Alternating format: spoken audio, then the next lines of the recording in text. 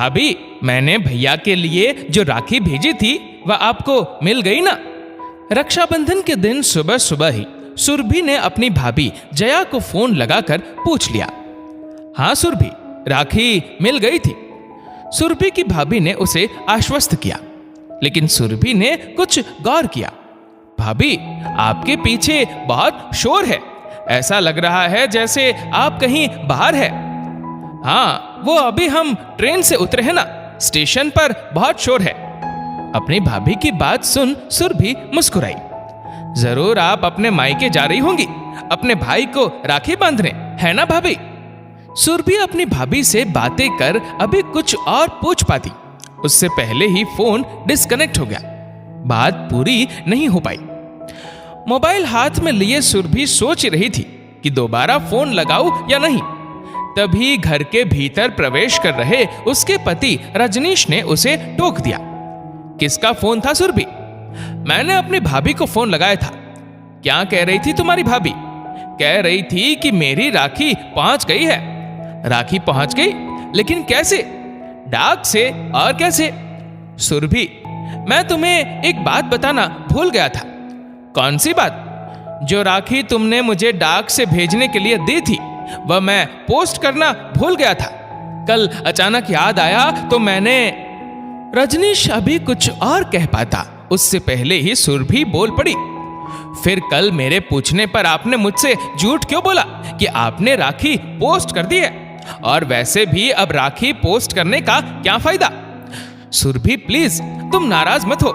मैं उस दिन भूल गया था और बीच में रविवार की छुट्टी भी तो आ गई थी, नहीं तो मैं वह राखी 2 दिन पहले ही पोस्ट कर देता।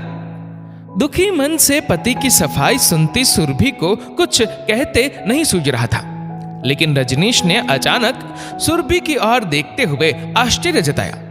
लेकिन मुझे यह समझ नहीं आ रहा है कि जो राखी मैंने पोस्ट ही नहीं की वह तुम्हारी भाभी को मिल कैसे गई?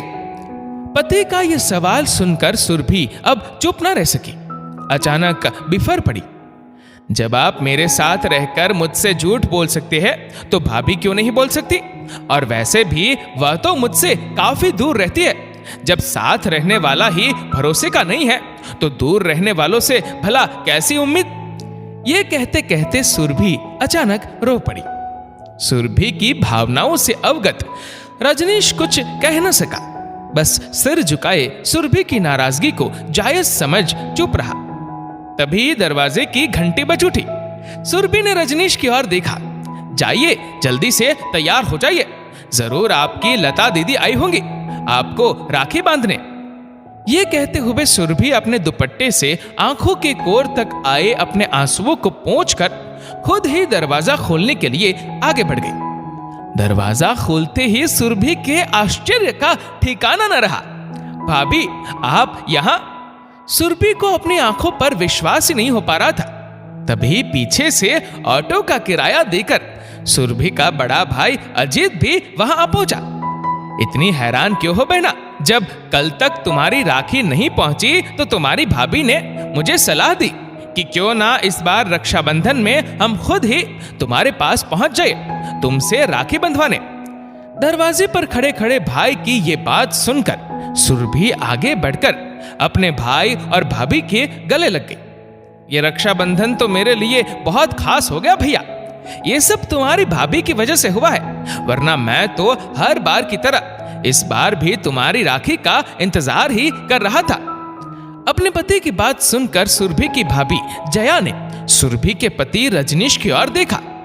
नहीं सुरभि, असल में यह संभव हो पाया है जीजाजी की वजह से।